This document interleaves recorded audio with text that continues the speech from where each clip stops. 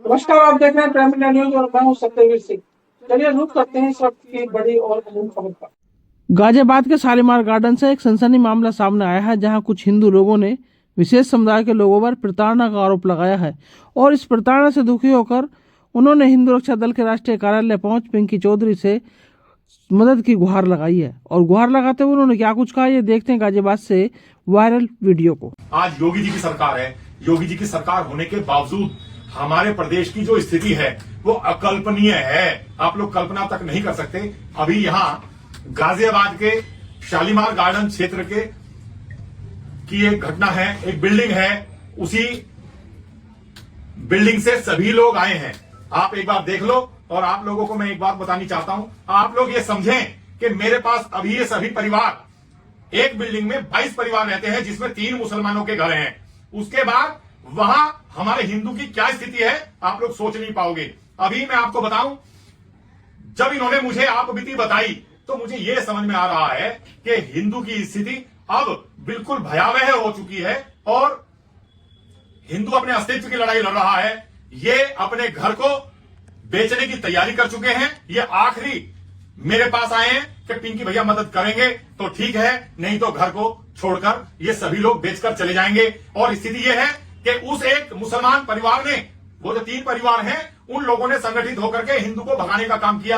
एक हिंदू परिवार ने वहां से मकान बेच दिया। वो बेचारे संघर्ष करते रहते थे इन जिहादियों से। लेकिन कल रात हमारे इन परिवारों को, ये 7-8 परिवार में से सब में से एक लोग हैं, इनकी स्थिति यह है। कल मुसलमानों ने इनकी बिल्डिंग में घुस के सभी के साथ मारपिटाई की है, बहुत बदतमीजी की है। हालांकि योगी जी का शासन है, प्रशासन जो है मदद कर रहा है। 6 मुसलमानों को उन्होंने आज थाने में बंद किया है, शालीमार गार्डन थाने में। लेकिन जब मैंने इनकी बातें सुनी तो वो ऐसा लगा कि सभी पूरे भारतवासियों को ये पता लगना चाहिए कि आप अगर एक बिल्डिंग में अगर एक भी मुल्ला को बसाते हैं तो वो क्या स्थिति पैदा करता है। मैं कहता हूं, ये गुप्ता बहन जी हैं हमारी, एक बार ये अपनी बातें बताएं। बहन जी आप बताएं एक बार। जो वो अब्दुल कादिर नाम की जो फैमिली है, उन्होंने और उनकी पत्नी ने मतलब अपने घर पे 6-7 लोगों को, गुंडों को बुला रखा था और कल रात हम लोगों के साथ उन गुंडों से मारपिटाई करवाई। यहाँ तक कि कोई जो वीडियो बना रहा था इस उसकी अपने ही पड़ोस में, तो उसका फोन लेके कि उस फोन को भी तोड़ दिया। और उसके बाद बार धमकियों पे धमकियां मारी जा रही हैं हम लोगों को।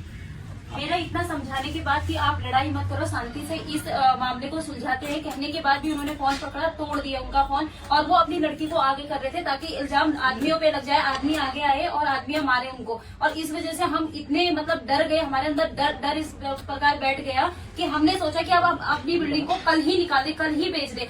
सिर्फ एक भैया, पिंकी भैया है जो हमारी मदद कर सकते हैं और हम इसी उम्मीद से आए हैं कि ये हमारी मदद करें।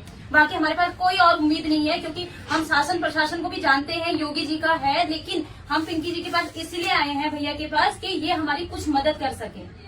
आप बताएं सर। वो इन्होंने इतना दुखी करके रखा है कि दिन भर वो पता नहीं तरह तरह के मल्ले आते हैं और दिन भर यही चलता है उनका। वो कुछ बोल नहीं सकते हैं, बोलो तो फिर वो लड़ने को दौड़ते हैं। फिर प्यार से बातें करके हम सुलझाना चाहते थे, हमें कोई दंगा करना नहीं था, बट उनको प्यार की बातें समझ ही नहीं आ रही थी। वो स्पेशली आए थे औरतों को टारगेट करने के लिए। वो सोच रहे थे कि औरतों को धमकाएंगे, धमकी देंगे और औरतें चुप हो जाएंगी। बस हमारी इस कारण में आदमी लोग आए और आदमियों को सबने इतना मारा है, इतना गंदी तरह से मारा है। तो फिर हमें मजबूरन 100 नंबर में कॉल करके हमें पुलिस को बुलाना पड़ा और उनको निकालना पड़ा। नहीं तो ये हमारा, अगर हम लोग एकजुट नहीं होते ना, शायद किसी एक का मर्डर भी कर देते। इतने हानिकारक है। वो जो मुस्लिम फैमिली की जो लड़कियां हैं ना, वो धमकी दे रही हैं सामने से कि तुम्हारे घर वालों को फंसा देंगे कोई भी आरोप लगा के, अगर हमें परेशान किया तो इतना दुखी करके रख दिया उन्होंने, बस बता नहीं सकते। अब पिंकी भैया आई हैं, इनके पास ही आए हैं हेल्प के लिए। माहौल ऐसा हो गया है कि शाम को निकलना मुश्किल हो गया है। अब लास्ट में इन्हीं के पास आए हैं, कुछ ये मदद कर सके, नहीं तो फिर हमें भी अपना घर बेच के जाना ही पड़ेगा। मैं तो आज ही सोच रहा था कि अपना घर छोड़ के चले जाते हैं, क्योंकि रात उन्होंने बहुत मारा है। मतलब वो पेन लेके, पहली हथियार लेके एक डेढ़ घंटा उन्होंने, मतलब 1-1.5 घंटा उन्होंने हमारे घर का दरवाजा तोड़ा है कि ये बाहर निकल आए बस किसी तरह। और उनमें फिर जो दूसरा मुंडा फैमिली थी वो हमारे साथ बहुत अच्छी थी, बट उसने उन लड़कों को छुपाया, वो तो पुलिस ने फिर वहां से निकाला। बनी हुई थी वो चीज, लेकिन वो नहीं है।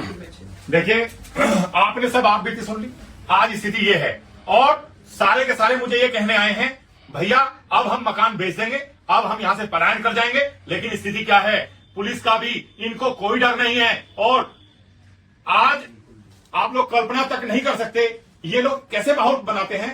पहले उन लोगों ने आज से 3 साल पहले आप बता रहे हैं उन्होंने बकरा लाए थे, बकरा काटना शुरू किया था उन्होंने। इसी साल उन्होंने बकरा ईद पर बकरा लाकर काटा है। ये परिवार विवाद नहीं चाहता था। मैं ये कह रहा हूं अगर ये पहले मेरे पास आ जाते और ये मुझे बता देते कि वो बकरा लाए, बकरा काटने का उन्होंने काम किया है, तो उन्हें जब ही यहां से भगाने का काम मैं करता, चाहे उसके लिए मुझे कुछ भी करना पड़े। मुझ पर 30 मुकदमों से ज्यादा केवल यही मुकदमे हैं क्योंकि मैं अपने हिंदू परिवारों का साथ देता हूं। लेकिन साथ में क्या गलत दे रहा हूं? मेरे को समझ में नहीं आ रहा कि अपने परिवारों को मरवा दूं, कटवा दूं। जैसे कल इनके दरवाजे पर इतने लोग थे जो दरवाजा पीट रहे थे, इनको मारने का काम कर रहे थे। इन्होंने कैसे कैसे कल अपनी जान बचाई, पुलिस बुलाई, पुलिस ने जो मुल्ला अपने आप को ठीक समझता था उसी ने इन सबको छिपाया। वही कश्मीर वाली घटना है, बिल्कुल ऐसी ही घटना है। तो मैं आप लोगों को बता देना चाहता हूं भाइयों, या तो संगठित हो जाओ और अपनी बिल्डिंग में किसी भी मुल्ला को मकान न लेने दो, नहीं तो स्थिति ऐसी होगी और सारे घर बेचने के लिए तैयार हैं। पता नहीं योगी जी मेहनत कर रहे हैं, ये हिंदू कब संगठित होगा, जागेगा और कैसे कैसे करेगा।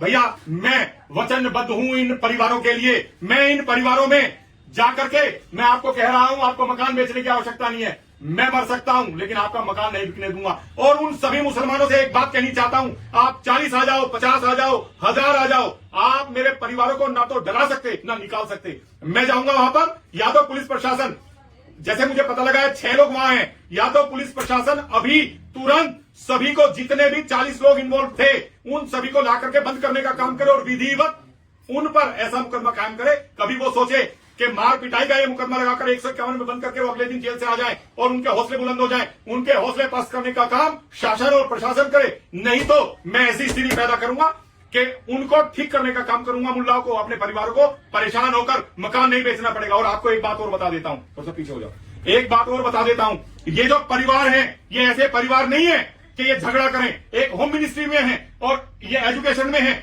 बहुत वेल एजुकेटेड, वेल संपन्न अपने आप को चाहते हैं कि 2 रोटी समय से खाएं, अपने परिवारों का पालन पोषण करके अपने परिवारों को अच्छे से पाल पाएं। लेकिन ये मुल्ला पालने नहीं दे रहे हैं, हमारे हिंदू परिवारों को नहीं रहने दे रहे हैं।